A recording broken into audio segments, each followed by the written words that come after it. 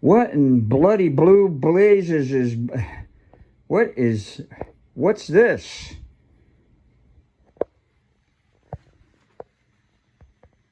Why, that sure looks like a 56 Pro amp that I just acquired. It's a long story. I got it for a really good price. I got it from a young fellow, an erstwhile young man who works at some nameless vintage guitar shop. And we're going to mess this thing up. I'm going to try and restore it to some semblance of originality and sound. It's got some non-original stuff in it. Let's see what's going to happen down the road here. If that sounds good, hang on. Stay tuned, because this is going to be a real riveting page turner. All right, let's give this a look over. So, not sure where they put the serial number on the Bassman. I know it's somewhere on the faceplate as well as in the on the tube chart. He told me that there were some non-original parts in here, which he was also transparent about.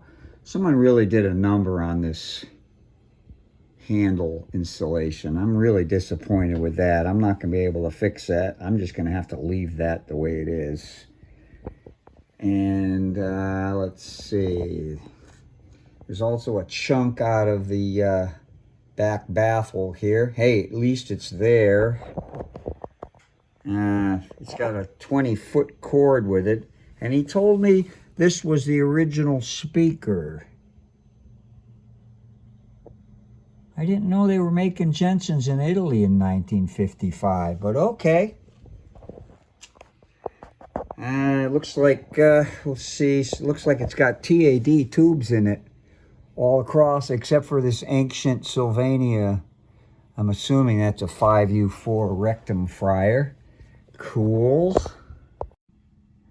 And there's the tube chart. It's a 5e5-B. You know, it's funny, I have another one of these cabinets.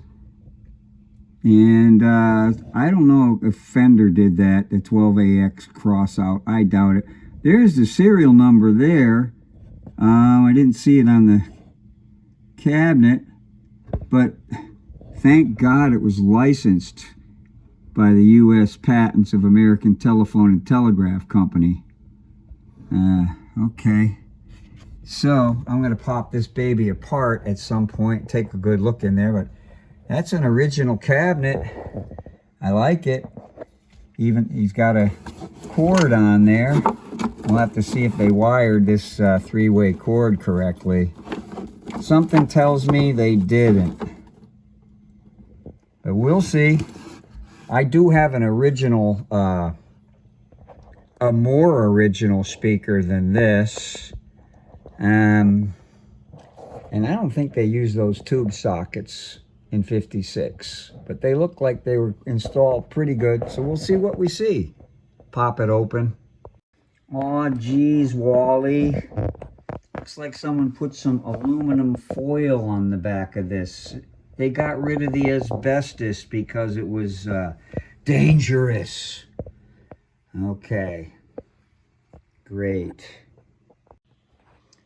Okay, it's got the original power transformer, which is going to go in my Bassman, and I'm going to put the one in the Bassman, which is a Fender replacement. I'm going to put that in here because I want my Bassman to be whole. I have a ongoing love affair. And looks like that output transformer is not original. I don't know what's in there yet. Looks like they did a nice job with these sprayed caps. And then they got these are okay. I'm not a super huge fan of these. I'm going to see what I got. And it looks like they did the 5e5-A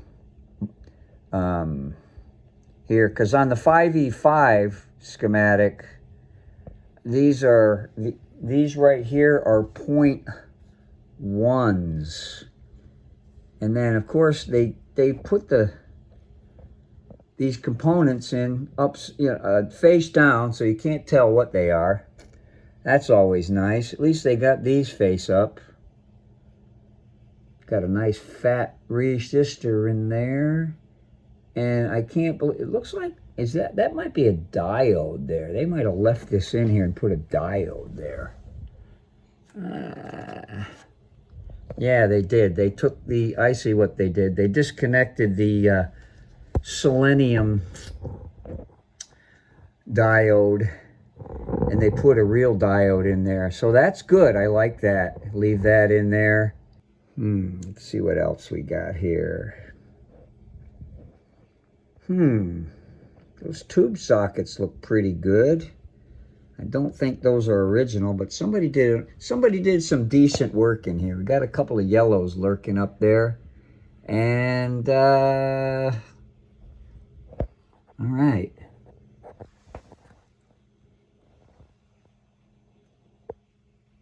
Looks like original pots. I'm gonna have to look closer at that. Looks like all the original pots. Stackpole 304 from 1955. Looks like they replaced that 0.1 there. Yeah, somebody did some decent work in here. It's not exactly what I would have done, but it looks good. So we'll see what we see when I get into this. One more thing to note. They did, I do not like this AC wiring. That is not the way I wire stuff. All right, they got the switch in place in the circuit. The ground switch, they left the death cap, so-called, although nobody has known to be dead from the death cap. I don't know why. I don't know. Anyways, that wiring has got to go. Per Uncle Doug and many others, I don't wire it this way. I will explain it later. I'm going to fix that. Don't worry. And, boy, red. They had red. I wonder if they had all red caps in here, or if it was yellow. They had a mixture of red and yellow in here, I think. These red ones, I think, are notoriously leaky. Probably not going to use that, but I'll pull it out of there.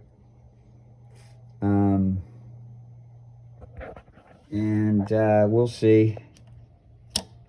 I am definitely not going to leave that switch like that. Maybe I'll do a negative feedback switch. I don't know.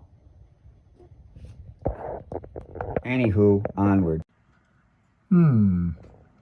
Well, that original speaker in there has a 220 for Jensen and an 04 for 1904 or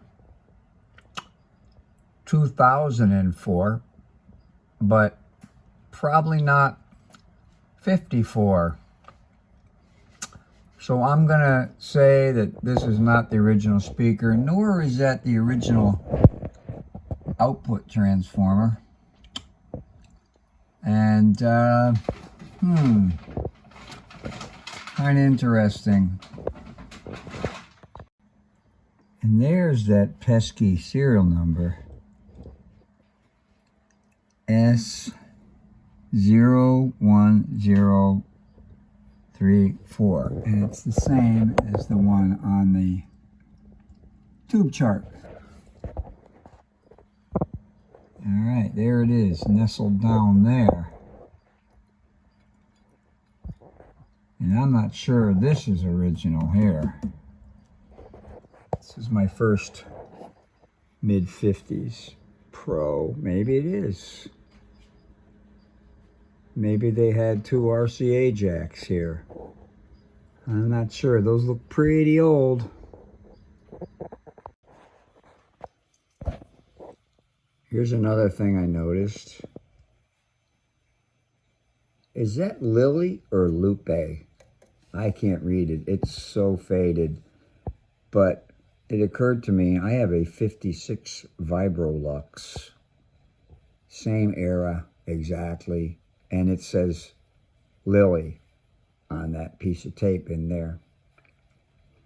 Also, these tube sockets, I'm not sure if those are replaced or originals. They look, that blue Loctite or whatever,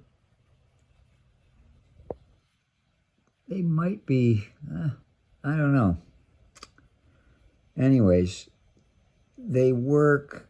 I think they might not be original because the wires are usually tucked down more like this. Someone didn't tuck the wires down. You know, I'll go back and tuck them. I don't care. Those are nice old style sockets. But just pointing it out sure is a cool. See, this one has a lot more blue on it. That's an original socket. Anyways, just pointing it out. I'm assembling a parts list. Okay, this is a picture of me getting ready to remove 2 death caps.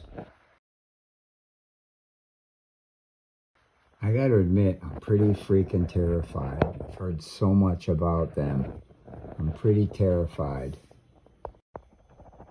Sorry about the camera work. I'm shaking like a dog trying to pass a peach pit, as Uncle Doug would say, after my close encounter with 2 death caps. I'm gonna need therapy. I'm gonna need therapy, probably 5 or 6 years. I'll be fine. The death caps. Okay, here's the wiring. Sorry about the jitters. I'm still a little shaky from my close encounter with 2 death caps in one day. Anyways, proper wiring, in my opinion, is the hot. And Doug goes over this exhaustively, Uncle Doug. Hot goes in, goes to the tip of the fuse, comes out of the fuse, goes to the switch, and then goes to the transformer. So some of these wire connections are original still. This is to be used for self-destruct switch later on. Right now it's got nothing, and I got the I can't even say it, the caps out of there. And then the white neutral wire just comes in, and I got it heat shrinked to the return on the very cool 807 transformer, which I have had a considering taking it out of here. I'm going to leave it in there. I'll find one for my basement somewhere else, of course. I was just kidding.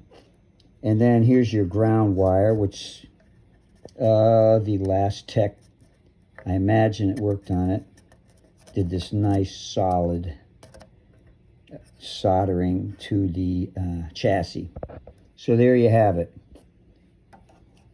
Future self-destruct switch, and everything wired properly. And here's another little tip. When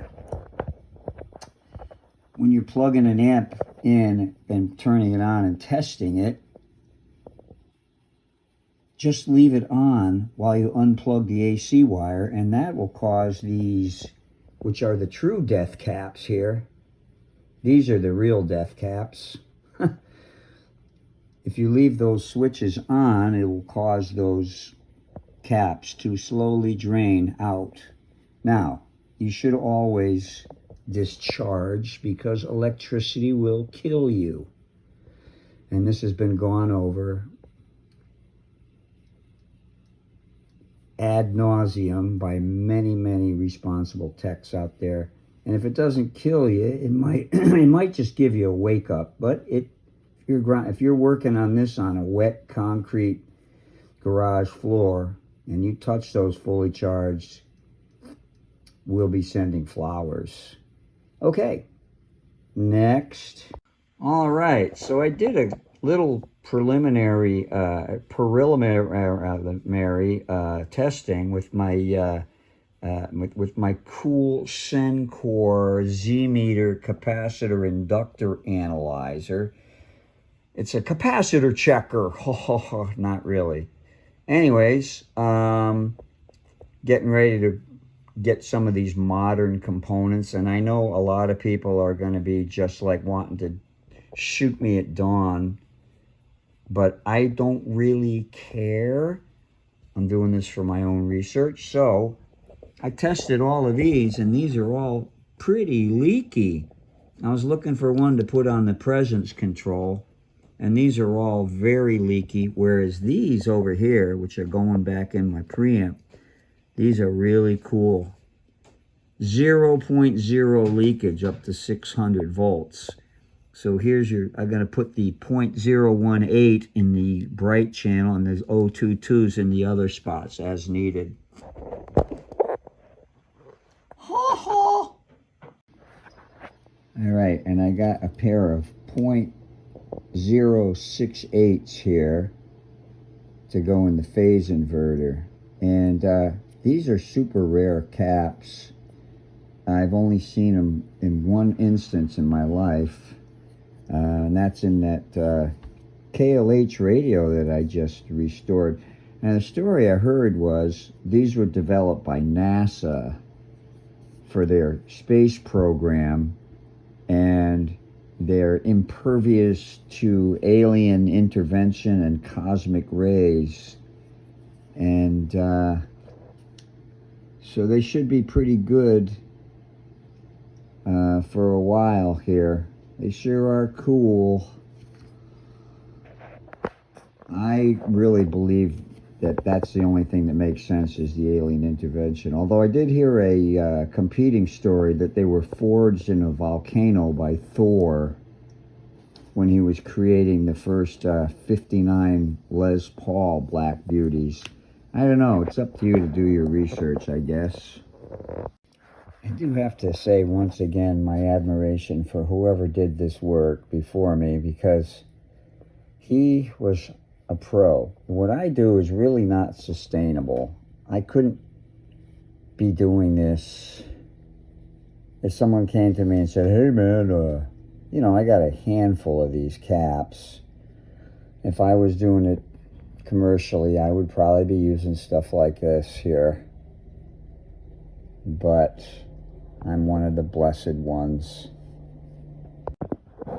Also, make sure you save these little solder tubes that come out of your solder gun and any solder droplets for your mojo bag that goes inside the amp, because if the old parts are within 5 or 10 feet of the original amp, the mojo still is there. It still acts on the amp. Now that titillates my sensibilities right there. That's more like what I see when I think of a 50s Pro. Alrighty. I know the blue sprays are jarring the senses a little bit, but they work really well, so I'm gonna leave them. But those red Goodalls, oh yeah. Alrighty.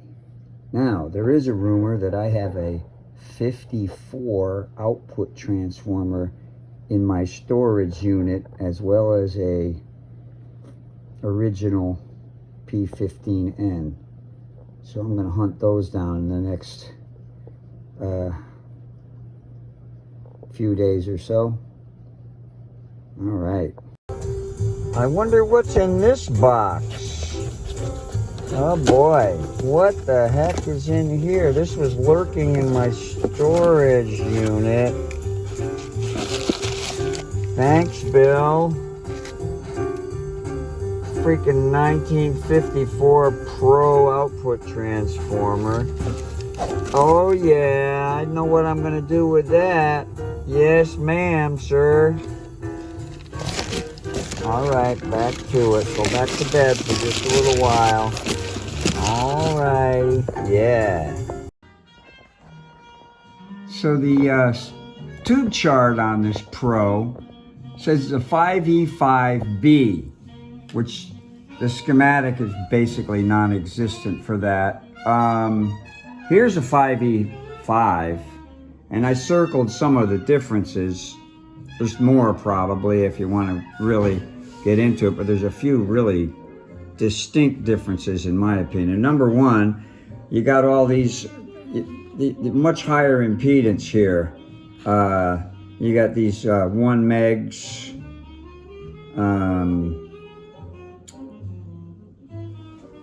and over here you have a difference diagram here, a 68K and a 68K, which separates them. So as I was saying, you got I believe this is a higher impedance than this on the inputs, the 5e5. And then you have on these first two coupling caps,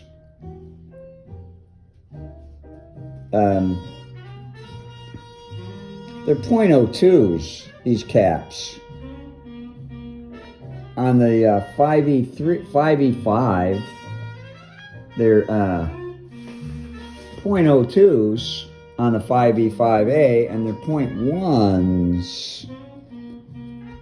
I think, I don't know.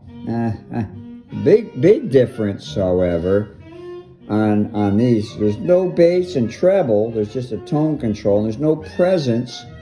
It's a cathode bias, power tubes, and no negative feedback. All right, so those are pretty major sound differences, I imagine. And then also on the 5e5-A, there's a freaking double death cap, whereas you have only 50% chance of dying. 50% less chance of dying from this amp than this amp. You have 100% more chance of dying from this death cap than this one. Yuck, yuck, yuck, yuck. Anyways, just a couple of things. I'm going to probably refer. So this schematic here is not what I have. I'm just going to ditch this one for now and file it. If I refer to the schematic anymore during this video, it's the 5e5-A. All right, it's going to be different. So I ask you, why wouldn't I tack in a leaky yellow there, where there's about 1 volt of DC?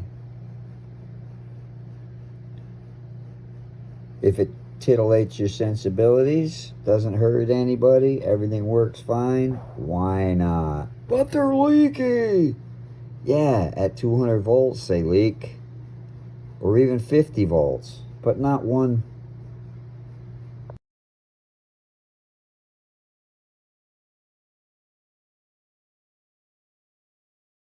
Okay, I thought I'd do a quick sound check. So this is after I did all the cap switching, and I'm about to do some major tone changing to this amp. I'm going to put an original P15N reconed by Weber, and I'm going to change the output transformer to a 54 Pro original output transformer. Anyway, this is just a quick little sound demo. I got it in the normal channel, and the volume's about 3 Treble's about 10. Bass is all the way up. Presence is all the way down. Single coil Strat, neck position.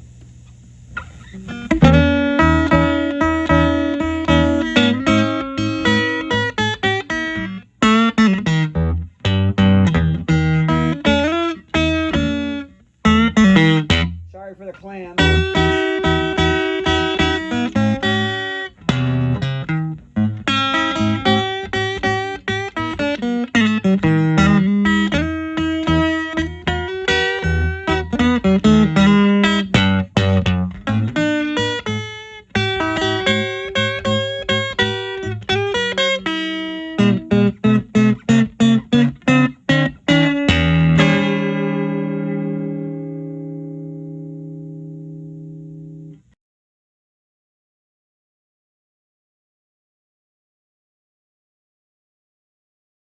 Alright, let's take a look at the transform aerators. We already know this is a nice 5e5-A triad here. And we got the original choke. Yay. Nice. And then we got this merit output. Be nice for some project. It's a nice sounding transformer. I would use this in a home brew for sure. It's got a lot of extra leads on it that somebody tucked away nicely. And yeah. And then we got an assortment of screws. Some chucklehead put a freaking gardening screw and nut in here to hold it in. These are pretty common. I'm going to hunt one up and get some crown nuts. Alrighty. And there is the new old output transformer nestling. Alright, here's the new wiring with the new old 54 output transformer, and I just conducted a field sobriety test and it seems to be okay. Alrighty. Winding down here, all I need to do now is swap out that speaker, crank this back together, ready to break hearts and minds worldwide. True confession, I hate these little things. Now I know they work just fine and blah blah blah blah blah, you know, but I'm going to remove them, and I'm going to put carbon comp there. No! They're not as good. Oh, I don't care. You're not going to hear any difference. It's just all about sensibility titillating for me at this point. All right. Out they go. Okay, so that's the last step there. All right. I'm well satisfied with everything now. And I'm going to do a little bit more of a sound check here. And make sure you save any of these parts, especially these solder tubes that come out of your solder sucker. That's original 50 solder. So, yeah, that goes in your Mojo bag, which I've explained before. All right. The Mojo bag doesn't matter what it's made of, just as long as it's in proximity to the amplifier, it will impart Mojo. Okay. All right. Now I'm going to proceed to the sound check. So this is another 5e5-B. This one was recovered by Fender in the 60s, I'm guessing, and it has the Bluesmaster amplifier in there, not an original amp. And I'm after the speaker that I installed in there. That's something you don't see every day. Here's the one, here's my tube chart from the black recover. Note the dash B and the crossed out 12 AY, and they put a 12AX there. And over here, it's got the same thing. Oops, something you don't see every day. This is on my 56. Same thing, dash B, and the 12AY is crossed out. And this is what I had waiting in the wings here. 1952 5e5-A. And this is a fresh, beautiful Wii-cone by Weber Speakers. They did a really nice job, I do believe. No messing around here. Unfortunately, not the original baffle. Kind of a baffling experience. Oh well. Alright. I looked up nestled in the dictionary and it had a picture of this. Alrighty. Onward. That looks like the original speaker. Alrighty. So, now I'm going to take its temperature, do a little bias testing. I probably am going to ditch that and get something a little bit more aerodynamic and modern. You know, I got a bunch of 5U4s. I got a bunch of 5U4s. I'm gonna try some different ones and look what the voltages do, and then do a sound check. Yes, you still have time to get out now. All right, so I got a little data here, taking the temperature of this Pro. 415 at plate volts and 33 milliamps comes out to about 13 watts for this one of these cool TAD. I got a really high-pitched squealing thing going on here, and the presence anyways, all kinds of weird little, you know, it's an old tube amp.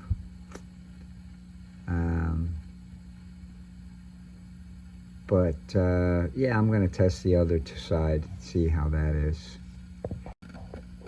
And the right hand tube, it's not a perfect match. 414 at 30, but it's really close. So I'm gonna call this a good for now.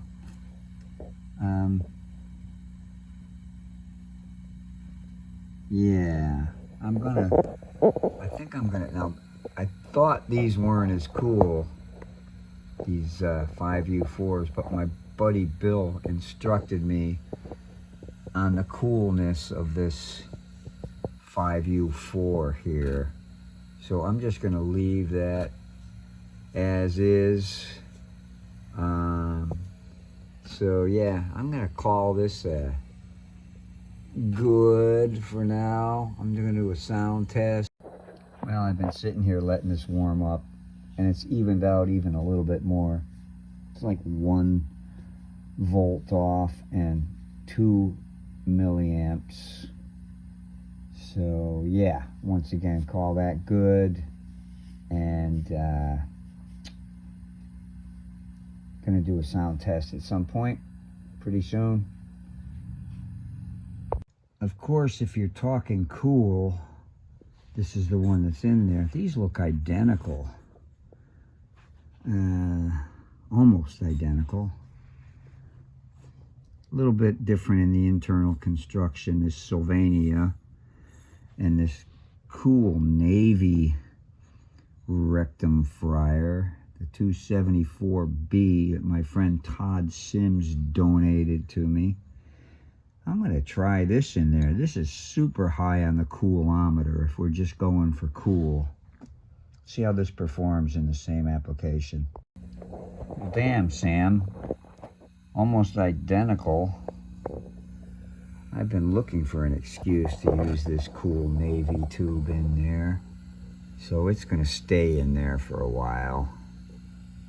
What the hey. Titillation is on full. Like I was saying, I'm going to do a sound test now.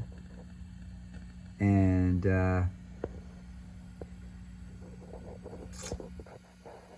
see how you like them apples. All right, so I'm going to conduct an experiment with my brand new 5e5 Pro restore, and this is a separate cabinet of another Pro from the same era. Actually, I acquired just the cabinet several years ago. Anyways, I'm going to test 4 different speakers, and I'm going to play a similar kind of thing, just some Delta blues-ish stuff in the key of E, and I'm going to keep the amp kind of low. I'm not going to push it to the wife's not home screaming volume.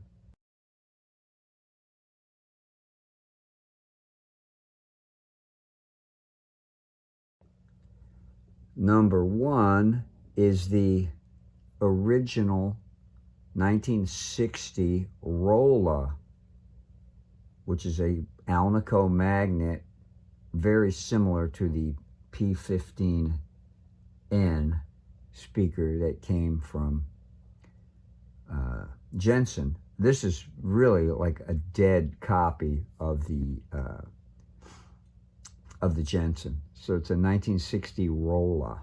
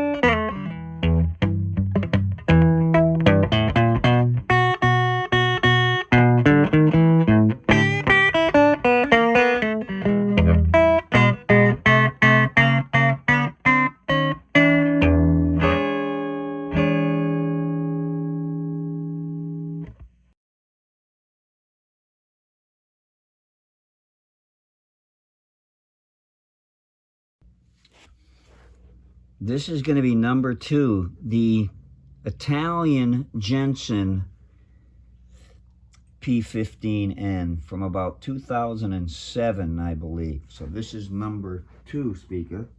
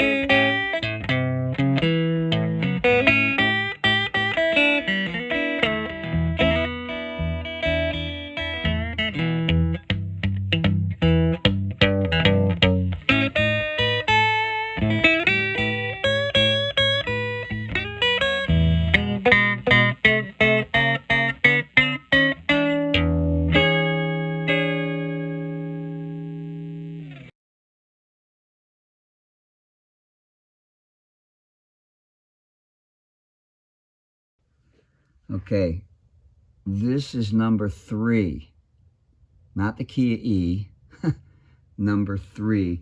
This is a minty Jensen 1959 P15N with a smooth cone. All right, so it's a smooth cone, never been abused as far as I can tell. Just got it a few months ago. It's out of a Hammond organ, or some organ. I didn't see the organ. So anyways, beautiful speaker. And here we go. It's the same exact kind of thing here.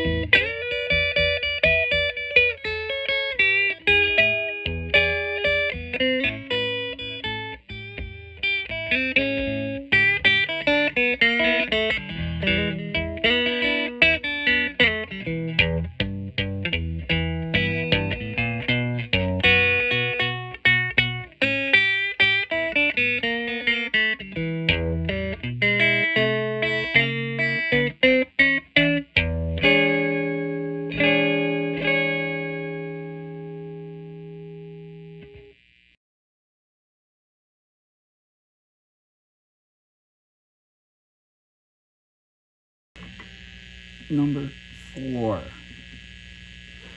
Okay, number 4 is the 52 P15N Recone by Weber. So here it goes, and this is the last one I subject you to, I promise.